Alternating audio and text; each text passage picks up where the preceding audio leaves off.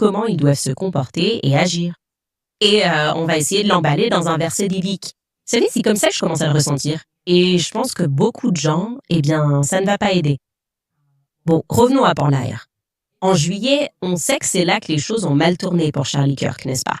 Il a dépassé les limites parce qu'il a invité Tucker Carlson à leur événement SAS en juillet. Et je veux être clair, si on se pose simplement la question, qu'est-ce que Tucker a fait ou dit d'aussi controversé? Rien du tout. Il a posé des questions raisonnables, des questions que tout le monde se posait, des questions sur Jeffrey Epstein. C'est plutôt légitime d'ouvrir cette conversation.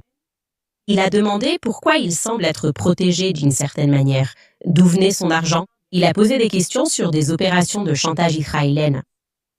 Tucker, pour être clair ici, ce que Tucker a fait, c'est qu'il a été honnête. Écoutez bien.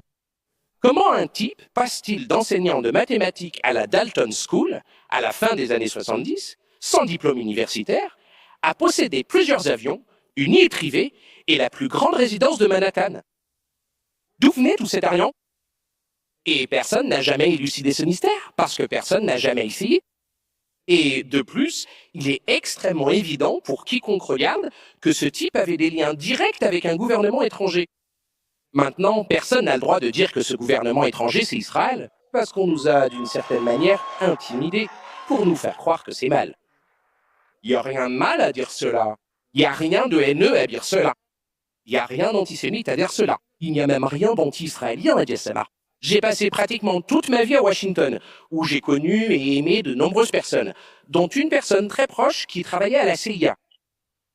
Cela m'a jamais empêché de dire que je pense que la CIA a fait des choses horribles, a assassiné un tas de gens, a participé à l'assassinat d'un président américain en exercice. Un président, elle traîne derrière elle tout un cortège de thunes. Cela ne fait pas de moi un Américain du moinel, cela ne fait pas de moi quelqu'un d'anti-américain en aucune façon. Je suis né ici, ma famille est ici depuis des centaines d'années. J'aime ce pays. C'est pour ça que je vis ici. Donc, critiquer le comportement d'une agence gouvernementale ne fait pas de vous quelqu'un qui déteste son pays. Cela fait de vous une personne libre. Cela fait de vous un citoyen. Vous avez le droit de faire cela, parce que vous n'êtes pas un esclave, vous êtes un citoyen. Et vous avez le droit d'attendre que votre gouvernement n'agisse pas contre vos intérêts, et vous avez le droit d'exiger que des gouvernements étrangers ne soient pas autorisés à agir contre vos intérêts. Ce n'est pas malsain. Cela ne devrait pas être joli. Et pourtant, nous nous sommes tous conditionnés à croire qu'on ne peut pas dire ça, que c'est en quelque sorte trop osé et interdit. Et le fait de rendre cela tabou a eu pour effet de créer beaucoup de ressentiment, et je vais le dire, de la haine en ligne. Où les gens ont l'impression de ne pas pouvoir simplement dire « Mais qu'est-ce que c'est que ça ? Vous avez l'ancien Premier ministre israélien qui vit chez nous.